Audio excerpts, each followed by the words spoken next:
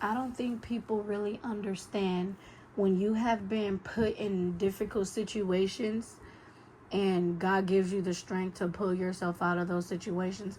I give so much praise and I'm so grateful and thankful for my God because he has helped me overcome things that I never thought that I was going to be able to overcome. And let me get into it. Being in a relationship with somebody who constantly kicked you when you were down, who criticized you no matter what you did, said, ate, wore, it was always a problem. Dealing with a narcissist is probably one of the worst things that anybody could go through. They'll never take accountability. They'll never own up to anything. They're never the problem. It's always going to be your fault, no matter what it is, even if you're nowhere around. No matter what the situation is, it's always going to be your fault. And that's the situation that I was in.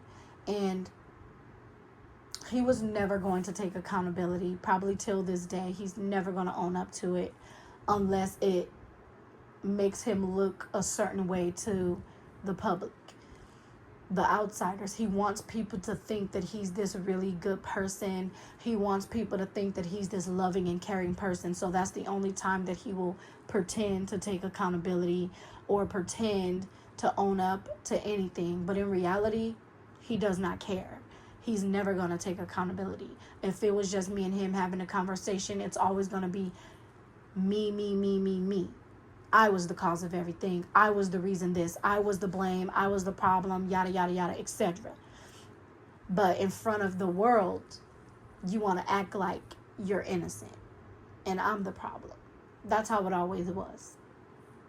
And to make the situation worse is all the people that he had in his corner and in his circle never allowed him to take accountability. They had an excuse for him before he even had an excuse for himself, which was terrible. And the fact that I was black and they were Hispanic, that's what made everything worse. He would come home from work and tell me all the crazy things that the Hispanic people would tell him because he works at this restaurant. They would tell him things like, oh, why you marry a black girl?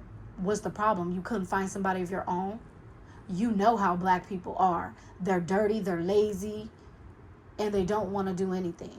Black women cheat. Black women are this. You better hope those kids are yours.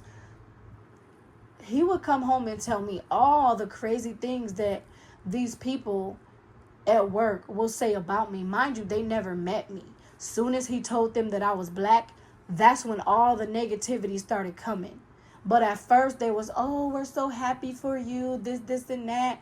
But soon as they found out that I was black, that's when all the hateful comments and all the negativity started happening.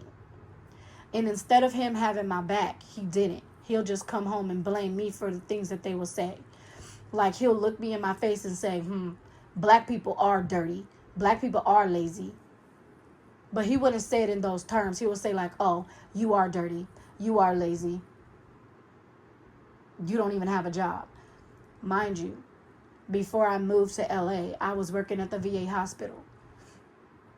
I moved all the way to LA to make our relationship work. Not one time did he compromise. Not one time did he even try to make anything work. It was always going to be on me. He even told me the only reason why this relationship going to work is if you move out here because I'm not moving where you're at. So I'm like, okay, cool. I'm going to compromise. I'm going to move. So I did. We had a whole plan before I moved. His mom was going to watch the kids. I was going to be working, yada, yada, yada. That was the plan. But let me tell y'all why nothing worked out the way that it worked out. Or the way that we wanted to work out, excuse me. So all these racist things that these people are saying about me and him not having my back, and then the constant lying that he was doing, and then the constant cheating, what really did it was when I first discovered that he was cheating on me, I confided into his mom. Instead of her being a mother-in-law, all she did was give me her daughter's number. I texted her daughter, right? They pretended like they cared, but later on down the line, they used my pain as comedy. They thought it was a joke. And as women and as mothers, they should know better. So that's what really hurt me, because y'all have daughters.